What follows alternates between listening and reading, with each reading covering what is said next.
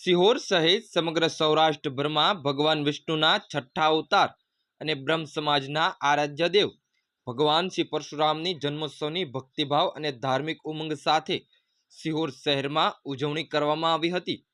ખાસ કરીને સિહોર શહેરમાં સમસ્ત બ્રહ્મ સમાજ અને યુવા પરશુરામ ગ્રુપ દ્વારા ભવ્ય અને વિશાળ કાર્યક્રમનું આયોજન કરવામાં આવ્યું હતું।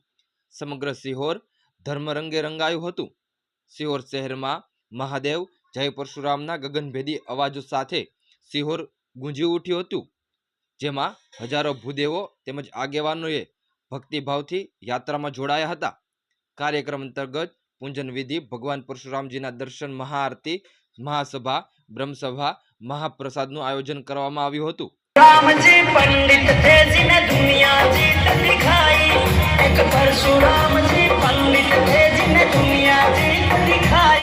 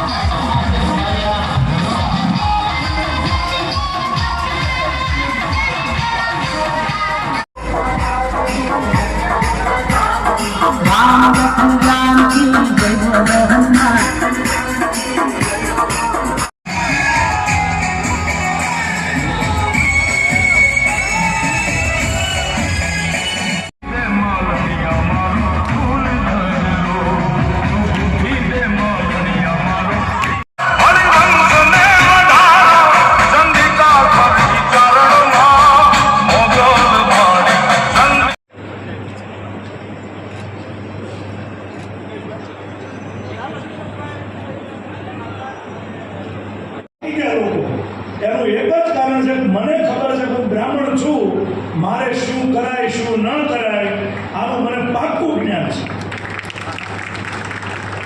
હવે એક લાકડીને બનશું તો તૂટી જશું, લાકડીનો ભારો બનીને રહેતા શીખીએ। તમામ સમાજની અંદર બ્રાહ્મણોનું ખૂબ મહત્વ છે, બ્રાહ્મણો પૂજનીય છે। આજે પણ તમામ સમાજ આપણા પગમાં પડે છે। એનું કારણ છે કે આપણે જનોઈ પહેરીએ છીએ, આપણે બ્રાહ્મણ છીએ, આપણે કર્મકાંડ કરીએ છીએ। તો આને આપણે શરૂ રાખીએ। કેન્સરથી પણ મોટો રોગ આજે કોઈ સમાજમાં હોય તો એ જાતિવાદનો છે। આ જાતિવાદને દૂર કરી અને રાષ્ટ્રવાદનું નિર્માણ કોઈ કરાવી શકે તો એ બ્રાહ્મણ જ કરાવી શકે, કારણ કે બ્રાહ્મણનું બધો જ સમાજ માનતું હોય છે। તો અલગ અલગ સમાજો જે અલગ અલગ સમાજના ચોકાઓ ગોઠવીને કરે છે, આ બધો જ સમાજ એક થઈ અને ગર્વથી સનાતની બને, રાષ્ટ્રવાદી બને, હિન્દુ બને, એની જવાબદારી બ્રહ્મ સમાજે લેવી પડશે।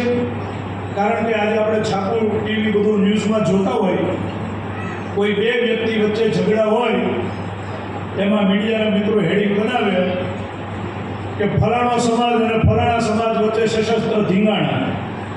આખા સમાજને હું એમાં લેવા દેવા હોય? બે લોકોની ભૂલ છે, પરંતુ ચિતરાઈ જાય છે આખો સમાજ। તો આવામાં માત્ર આપણું કલ્યાણ નહીં, પણ સર્વે સુચિના સંતો, સર્વે સંતો નિરામયા, સર્વે ભદ્રાણી પશ્યંતુ મા કશ્યતુ વંદના, તમામ સમાજમાં સુખી થાય, આ દેશ વિશ્વનો ગુરુ બને।